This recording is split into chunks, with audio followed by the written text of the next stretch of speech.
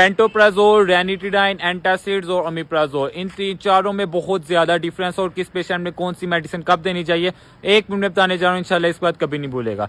सबसे पहले आप लोगों ने जब भी कोई पेशेंट आता है लॉन्ग हिस्ट्री के साथ, आप लोगों ने उसे पेंटोप्राजोल देना है, क्योंकि पेंटोप्राजोल के अंदर पीपीआई है, मतलब प्रोटॉन पंप इनहिबिट कर देता है और ये लॉन्ग टर्म हिस्ट्री में आप लोग दे सकते हैं। इसकी जगह आप लोग देखें रेनिटिडाइन, तो रेनिटिडाइन एक शॉर्ट ड्यूरेशन के लिए इस्तेमाल होता है, लाइक क्योंकि ये H2 ब्लॉकर है, हिस्टामीन ब्लॉकर है।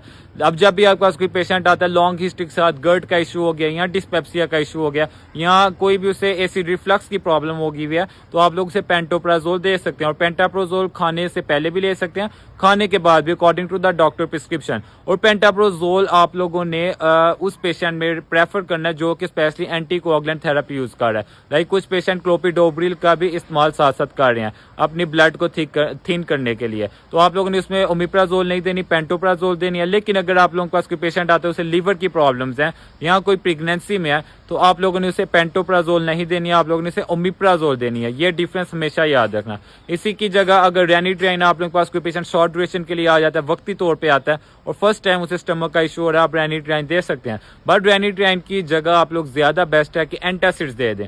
आप लोग मार्केट में देखते होंगे डिफरेंट साशे और मेडिसिन यूज होती हैं, स्पेशली डाइगैस नाम से सिरप भी आते हैं जिसमें एंटासिड होता है, जो कि आप लोगों के स्टमक में पंप वगैरह को इनहिबिट नहीं करता, कुछ भी ऐसा नहीं करता। जो ऑलरेडी एसिड बन गया हुआ है उसे फौरन जाके न्यूट्रलाइज कर देता है। आपके पास कोई पेशेंट आता है कहता है डॉक्टर साहब मेरे पेट में गैस बन गया, मुझे अभी ट्रीटमेंट चाहिए, बहुत जल्दबाज है, उसे फौरन आप लोग डाइगैस सिरप दे दो, ठीक हो जाएगा।